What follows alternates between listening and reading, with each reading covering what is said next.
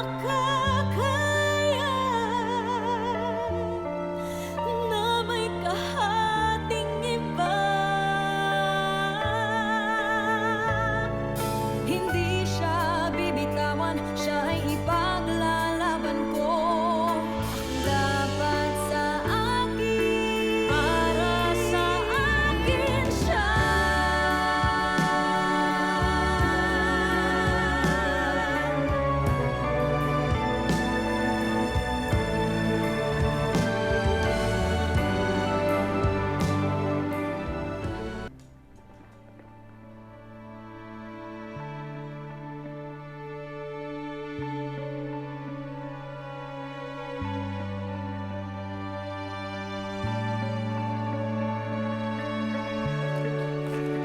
Saan, ha?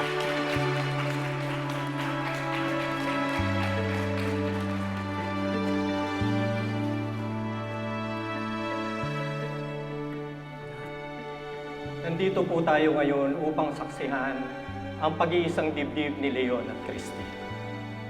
Tulad po na nakaugalian na natin, bago po simula ng seremonyas, ako ay mananawagan. Ang sino mang tumututol na maganap ang kasalang ito, maaari na pong magsalita o habang buhay na dadalhin ang kanyang pananahimik. Talagang itutuloy mo yung kasal? Wala namang rason para hindi ituloy. Paano kung magsalita ako? Paano kung sasabihin ko kay Christy ang totoo?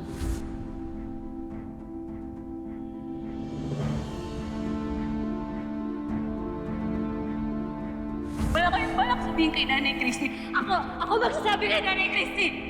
Leon, ikakasal kayo ni Christy. Hindi niya pwedeng hindi malaman to. Oh, Leon. Oh, May hinihintay ka pa ba para mapigilan yung kasal natin?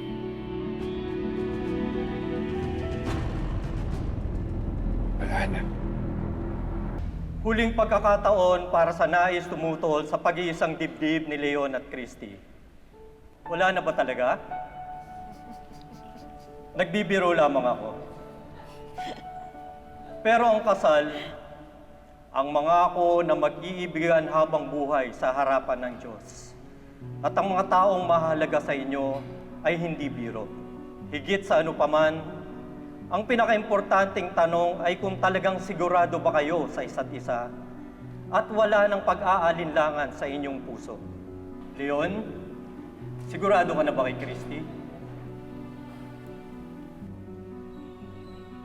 Sigurado na po.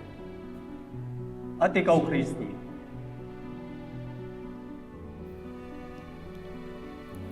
Sigurado na po.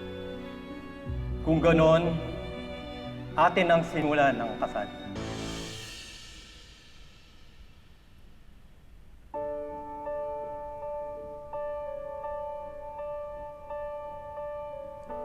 Araw-araw kitang mamahalin.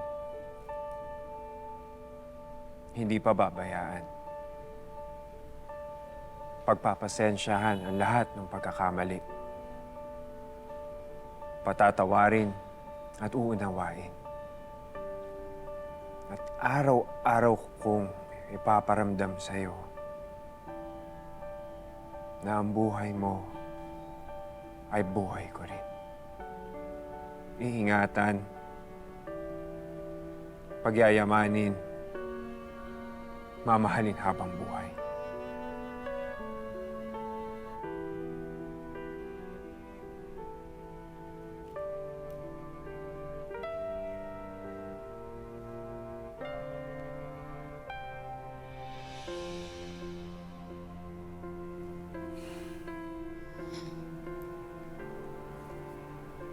Araw-araw kitang mamahalin.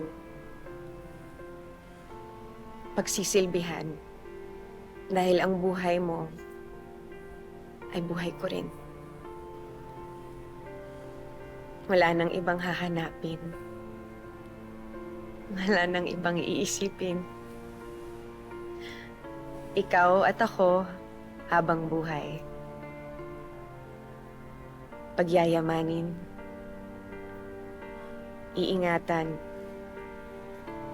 Mamahalin. wala nang makapaghihiwalay sa atin.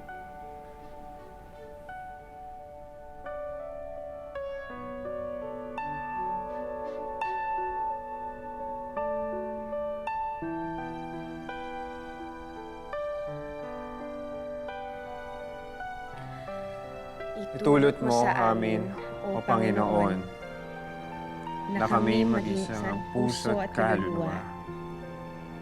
Mula sa araw na ito, sa lungkot at ligaya, sa hirap at ginhawa, sa sakit at kalusugan, hanggang kamatayan.